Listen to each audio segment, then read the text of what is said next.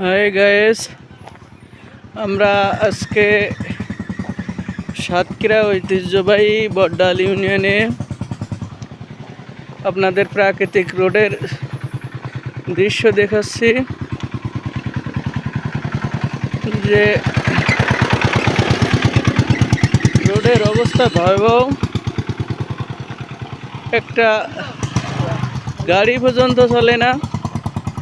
এই যদি অবস্থা হয়, মানুষের দুর্ভোগ।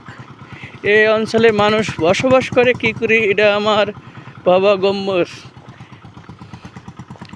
কারণ মাতৃভূমি বলে একটা কথা, এই জন্যে মানুষ মরার মতন বেঁচে থাকে। মানুষ এই মরার মতন বেঁচে থাকা কোনো লাভ নেই।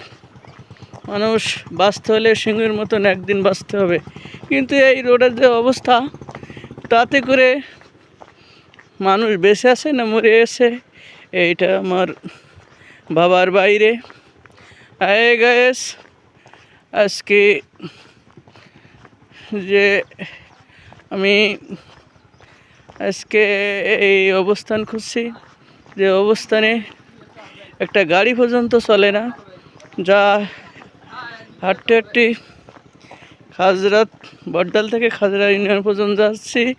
এটা আসলে আমার ভাবাবিহীন যে রোডে একটা গাড়ি পর্যন্ত নাই।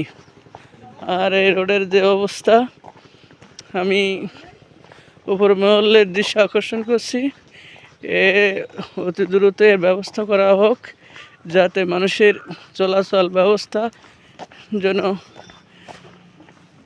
সুন্দর হয়। মানুষ খেতে চায় না, সুন্দর পরিবেশ চাই। আর এই সুন্দর পরিবেশে আমরা কীভাবে বেঁচে উঠব রোডের যদি ওই অবস্থা থাকে? তাই আমি আপনাদের আবার উপরমহলের দৃষ্টি আকর্ষণ করছি। এই রোডটা যাতে সুন্দর করে মেরামত করে মানুষের চলাচল ব্যবস্থা সুন্দর হয়, এই আমি শুভকামনা করছি আজকের ভিতর।